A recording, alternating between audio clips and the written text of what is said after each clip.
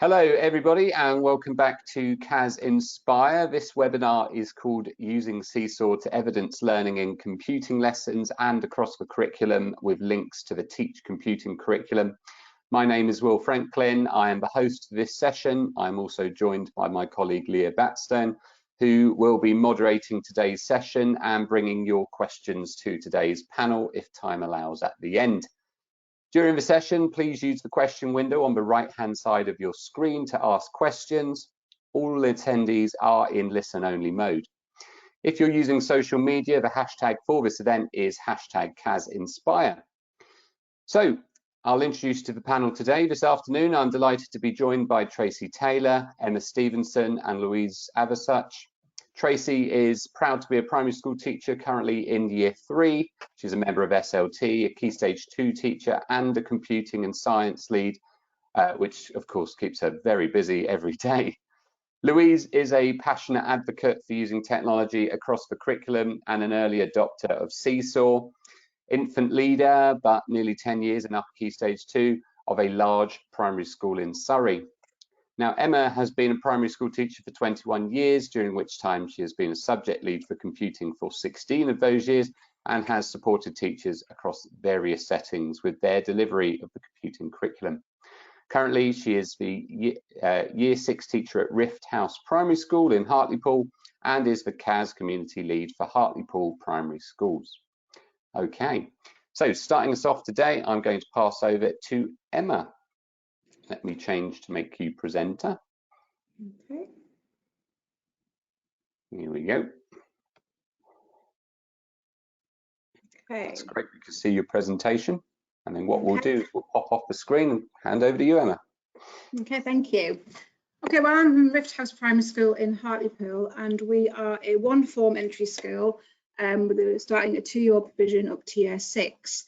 We are using Seesaw in every year group that we have for various reasons, in terms of not just for the teach computing, but also across just document computing across the school, across the curriculum. We are 6 to 9 months now into this journey of using Seesaw to evidence computing. So if I start where I started from, when I first started with computing, I had all my skills, and so I started with my skills for my computer science and for my different elements of computing. And I thought, well, how am I going to evidence this? Because I was finding that in the classroom, I was looking at technology, and I was looking at online, the evidence didn't tell me much. It was just kind of children's work. It wasn't kind of showing me what skills were being taught that lesson. So I looked at Seesaw, and what I decided to do was take my skills from my skills progression document and turn them into the skills here for computing, and then put them into Seesaw. Now, it looks quite complicated on the spreadsheet here, but Seesaw actually provides you with this spreadsheet, so you can put all your skills in and you can document them to certain year groups. So when the teachers are then online uploading their work onto Seesaw themselves, they are using all of the codes that are inputted for them. So as they're doing their activities, they link their activities to the skills. So once those skills are in, and so this is what they would look like when the teacher is once they're in on Seesaw. So this is what the teachers would see. And then as they're setting up, and there's obviously a video there which supports you as well in the school. So as teachers are setting up their lessons, they would use the activity framework here, and they would put in their spring term lesson 1 and whatever they're teaching, and they would then put their task in. And here, down here, they get a template, which if you're using the Teach Computing unit of work, you get some lovely worksheets along with it. And what we do in our schools, we attach those worksheets to our lessons. And as you can see down here where it says template attached, this is where the work is. And and then what I do with that, once the templates are in there, I then tag the skills of the lesson from what I've input into Seesaw itself on here, so that you can see that they're ticked there and they're there, so the teachers know when they come back to review the work, the skills are already inputted. So here's an example of a child who's done some work in computing here, and they've done complete the worksheet about a variable here in coding. So they've added their information here, and then obviously they've then uploaded their work onto Seesaw itself. So the children can do the worksheets that are provided by the scheme, and then when they do their work online, like this is an example from scratch, they would then take a screenshot and then they add that screenshot to their Seesaw page as their evidence base. So when that's sent to the teachers then make sure it's in a computing folder. So down here you've got a folder, so here you ensure that the work is put into a computing folder, so it's all together when you're doing your monitoring, so it's there safe, and then you're able to add comments and like the work. Then you can see here where it says skill 3. When the teacher's marking the work, they can give a rating for the lesson. So here, this is an overall rating of the lesson. It's how they perform. This child's performed pretty well, got the 3 stars. And then you've got the 3 skills that the lesson was trying to achieve. And again, you then grade the child and how they've performed in that lesson. So 3 stars is obviously they've done well, they've met the scale. 2 is where we're saying, we kind of say they've got there and they've done that independently. 1, and if there's 1 star, we kind of say they need a bit of support there, they need help. But generally, if they've got the 3 stars, we're saying they can do that and they can actually explore further within the lesson itself. And again, you can star rate them and then you can give them a comment. And then we find this really handy then at the end of a term, because we check the progress. So on the Seesaw page, there is the progress area here we click on, and as a subject lead, I look at this quite frequently, see how classes are getting on, what skills are still being covered and what hasn't been covered. I can click on the progress here, and you kind of get a class list, and you have all your skills across the top and throughout. This is just an example from the Seesaw website, because we're quite new into this in this year. We still haven't got as much evidence there as I'd like at the moment. But this from Seesaw itself, you can see the children's names are all down the side. And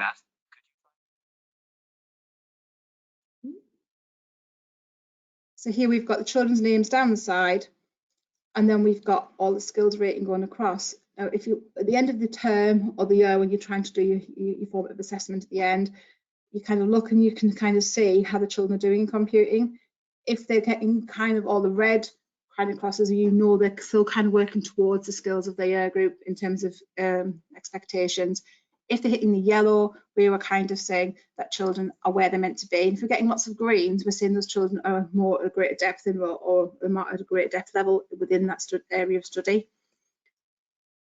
And we use this every lesson. Children. Sorry, I'm still not sure about that. Sorry, Emma, I think that sounds like Siri's getting set off in the background there. Oh. Not sure if that's on your end. I think it's on your end here because we're all muted. Oh, I don't know what that is. I don't know what it is. I think my phone's in here. Right. Put me off track there. Yeah, so at the end of each year, we then kind of look at the end of each term, we can kind of get an assessment grid to see where the children are at and where they're heading towards. But then also it lets us see the gaps as well, because what we kind of do, we can see the gaps in the skills, and what we try and say is those gaps in the skills I've been taught in the computing curriculum, for example, where can we get them into the cross-curricular? So it kind of, can we teach those skills outside of the computing lesson, and we kind of use it that way. Currently, at the moment, the staff have found that using this, because as I mentioned, we're quite new to using Seesaw, 6 to 9 months in terms of using it for an assessment tool and an evidence recording tool. The staff are saying that now they're finding it much easier now to find the work, upload the work, mark the work, and provide that feedback and give the children kind of in the next steps in their learning. So we're finding it really, really successful where we are. Okay, thank you.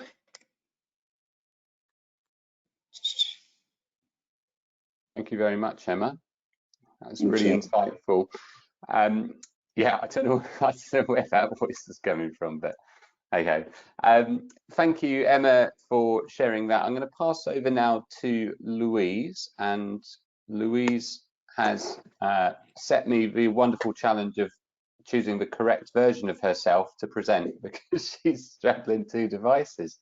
So let's try and get the right one. Here we go. Let's go with this one.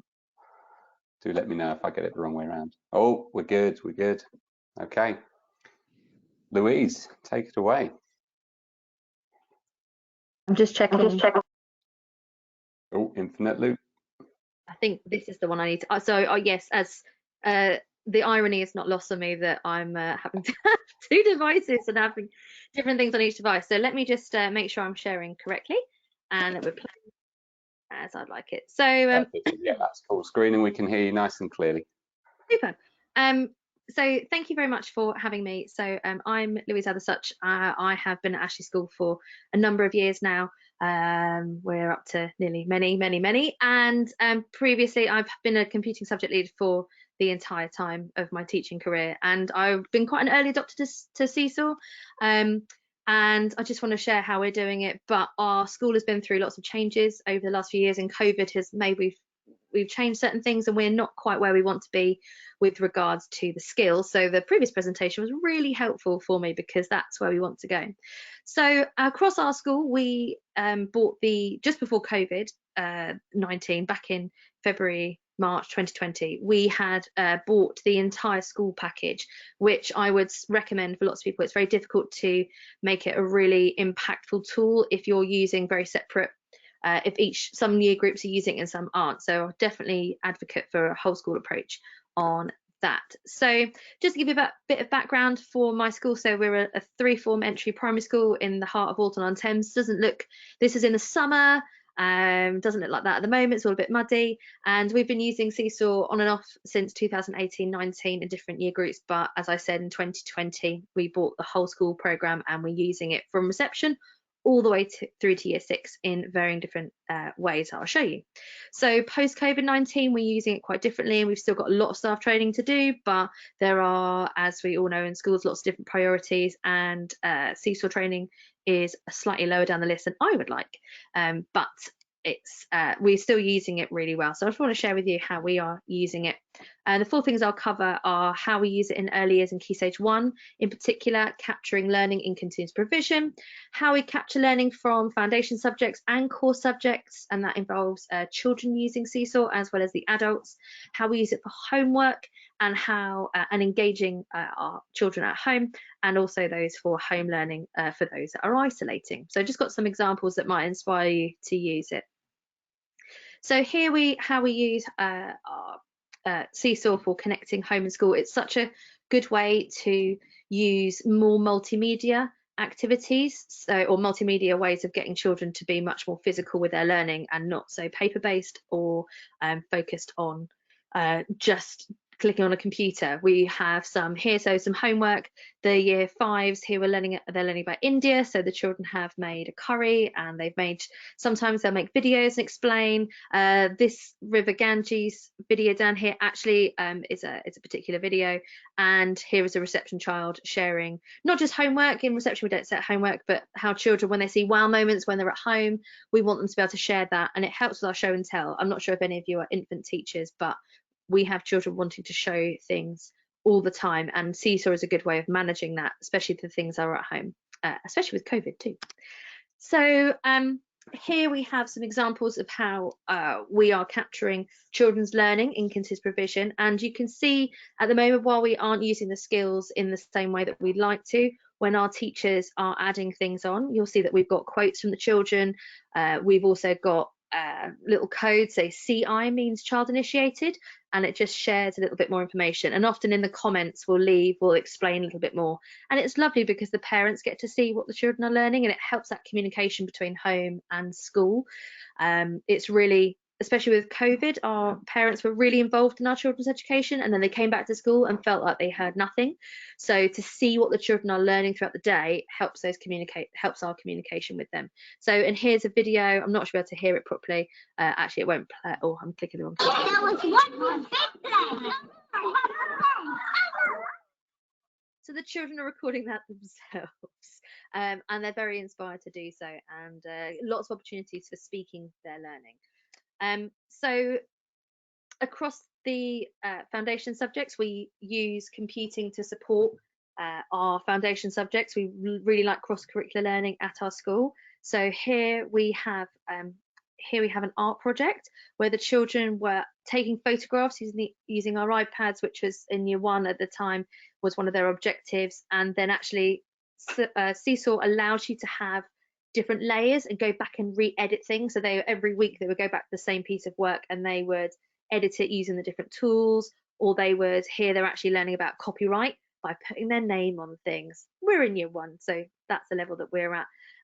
We've also, with our maths as well, a lot of it's with photographs, and the children are able to edit and make their work a lot more interactive. Here is I put this in because it made me giggle. This child here was labeling the water cycle, trees, and we'd kind of described, they're trying to describe evaporation as sweat. So I thought that might make you giggle. And here, the good thing about Seesaw is that it allows you to have other programs. You can, when you export other programs, you can upload them to Seesaw as part of your learning journal. So here you've got chatter pics. Oh no, there's a great London outside. Oh no. So Great Fire of London and Samuel Pepys, and the children are learning. What they've learned is to find an image from the internet or from the library and upload that to another program. So a lot of these things are quite infant based, I agree, but all good skills for when they go into the juniors. So we also use Seesaw to support our core learning as well. So instead of printing off lots of paper, especially if it's a drag and drop activity, or actually we want the children to record and we can listen back to what they hear before they start writing, we use Seesaw because actually it's a really good tool for children to refer back to for their prior learning. So especially for your children with special educational needs, it really helps them to support rather than it just being developed reliant on an adult. So it's a really good learning journey for that. And then we go into computing. So computing, hopefully this might work. I'm not sure if you're able to hear me particularly well, hear the recording. So we spend a lot of time putting in skills that are cross-curricular that then children can use elsewhere in the curriculum. So here we have obviously part of the computing and Lego We Do, and the children are able to make videos. And I couldn't find the particular example, but the children in the Lego We Do program, you're able to create like a little folder and upload that straight to Seesaw, but I couldn't find any in the time. But just to share with you. Hey guys, welcome to the Omics. Today I will be evaluating my... So Seesaw allows for so much cross-curricular activity and multimedia recording of their learning, which means it's a lot more engaging for some of our particular groups of children, particularly boys. Not that I want to stereotype, but it's really good to hear their understanding of vocabulary. And in computing, we'll often start with, we have a real drive at the moment across our school with with particular subject-specific vocabulary. So we will give the children vocabulary and we'll ask them to be using that in their explanations of what they've learnt in that lesson, and using recording at the moment, recording verbally, so that the children, there's less barriers for the children. Okay, so here we've also got another focus of making sure that computing isn't just stuck on a computer. We're trying to make it as active and unplugged as possible. And here we've got the children in year 1 are using some B-bots to follow an algorithm. And you can see here that we've got different mats, and the children have created different mats to go on the carpet. And at the moment, at the stage we're at, it's all very much about recording their learning as a really good learning journey tool, and how that carries on throughout the whole school. And then eventually we'll be looking at skills. And they love using the B-bots as well, although they try and drive them, and that never works for the poor B-bot. So as I said, currently we're not using the skills part of Seesaw, but we will be going forward. We're just waiting on work from our trust, who are working on the foundation subject assessment, and we'll be able to do that. And as Emma already said, we use the folder system quite religiously so that we can gather evidence as subject leaders as well. And that is me. Hopefully I haven't overspoke too much. Yeah, that's absolutely perfect. Thank you, Louise, for sharing your insights there. And both Emma and you have shared some really good insights into Seesaw, which is something I'm not overly familiar with. I remember looking at it quite a while back. We do actually use it at our school, but just in reception, and I am the complete opposite end of the site to them. But it looks great, and what's really good is to see how it can be used sort of throughout the school, because my impression was it was quite a sort of a digital version of the learning books that reception did, but there's definitely great application there. So thank you both for sharing those ideas. We've in the bit of time we've got left, we'd like to ask you a few questions, if that's okay, about your experiences. I've got one to both of you, and it's around workload, which is obviously a thing that teachers care greatly about, and I know from my own experience that we've attempted to adopt things like Seesaw in the past, which allows you to sort of assess as you go. But sort of, what are your impressions in terms of workload? Does having sort of used Seesaw for a while now, would you say it's just natural part and parcel with the lessons you teach, and it doesn't feel any more sort of a job? Yeah, I'd agree with that. I would say it just becomes part of everyday practice. I mean, children are used to having the codes on the wall in the classroom, pick the iPad up, they go and screenshot it, they know the activity's there, they get on with it and they go. To me, it seems a lot of hassle. So they have the iPads out for them, they're not giving out books or equipment because everything is there in front of them, and it's kind of, for me, sometimes it speeds up the process of what you're trying to retrieve sometimes. I just think you've got to think about the appropriateness and effectiveness of what you're using it for, because sometimes some people kind of use it instead of. It's kind of is it purposeful? And that's sometimes what you've got to think down that route. That's what I encourage my staff to do. And talking about using the iPad in that way. Great. Louise, what are your thoughts? Yeah, I would say that actually being now infant based, it has replaced a lot of our things. Of what we were finding was that staff were taking a photograph, printing it off and sticking it in a book, which was not a good use of paper and not necessarily a good use of time, when we could actually be a lot speedier with things. So it's reduced a lot of workload. And I think there's still a lot of work that could be done within Seesaw. We've tested doing marking, verbal marking through Seesaw when I was in year 5. And that was a really powerful tool. But the school everyone has to be on board with that, and we trialed it. It wasn't where we weren't ready for that yet as a school, but it's something that Seesaw is constantly bringing things around, and there's lots of tools out there who that are trying to sell those sorts of things to schools at the moment. But if you've already got Seesaw, there's definitely ways you could use Seesaw within that. I think it's good to have one thing and use it to its full capacity rather than having lots of little bits, because it means that the training is easier and more consistent. Absolutely. There's a question from one of our attendees. It says free version versus paid version, which is a great question, even if it's not completely direct. So I suppose we could rephrase that to say, what do you gain? Well, I guess you could say, what do you gain from paying? Is the free version a good place to begin, for schools that are considering it? And what are the limitations in the free version that you then get from paying? I can start with that because we've done both. So the free version is a really good place to start. Certainly if that's something that you want to trial in particular year groups and see, starting down in reception in year 2, maybe year 6, so you've got a really good spread across the school.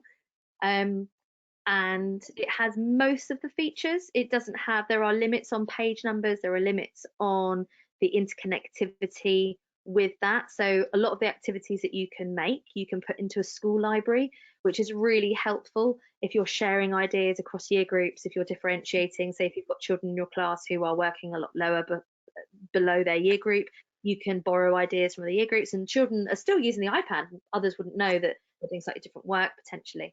The whole school version means that you can create a portfolio of children throughout the whole year, across the year. So we've got a number of, I would say we've got 3 or 4 years now where we can look back at children's entire time at our school, and we can see how particular subjects maybe have progressed or children's learning has progressed.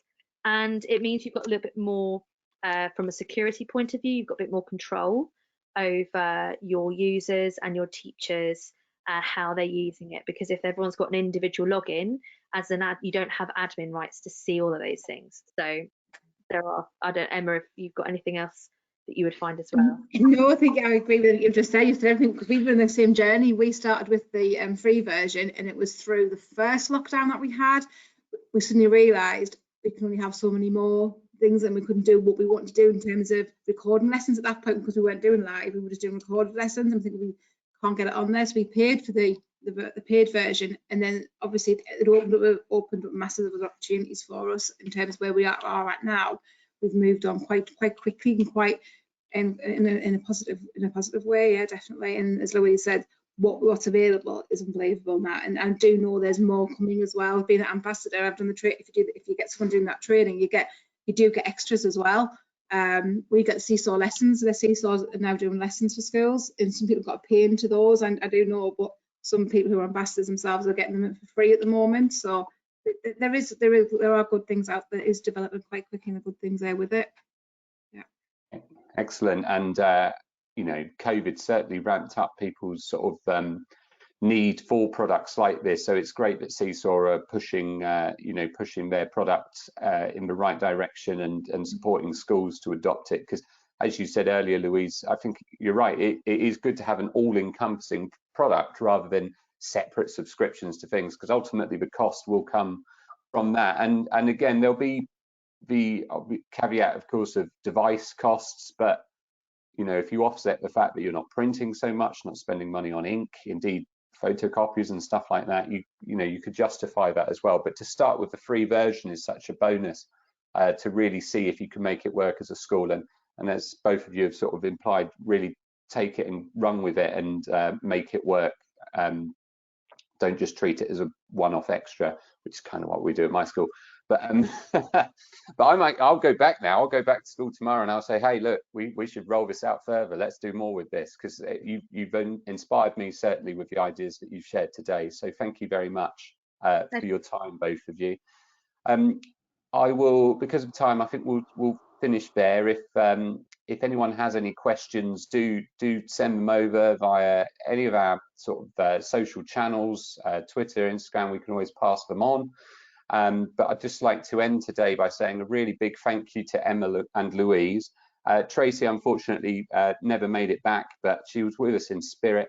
And thank you to the audience who joined us today, and future audiences, of course, who will watch this back later through our CAS Inspire channel. Please do share your experiences of using Seesaw in your own schools on social media, and include us by using the hashtag CAS Inspire. At the end of the webinar today, there will be a short survey that will appear on the screen, and we'd be very, very grateful if you could take just a minute to complete that. It's not very long at all. Please continue to spread the word about CAS Inspire. This was the first one of the 2022 season. So thank you again, Emma and Louise, for starting us off on such a high. There will be many more to come, so please check the Computing at School's website for further details about that. And of course, it being every Wednesday at 4 o'clock, we hope to see you next Wednesday for our next CAS Inspire session, which is all about the Barefoot Winter Warmers, EYFS resources, and they are absolutely fantastic, so I highly recommend them. Thank you again for joining, and we hope to see you next time. Thank you, Louise. Thank you, Emma. Thank you, Leah. Always a pleasure. Enjoy the rest of your evening. Thank you.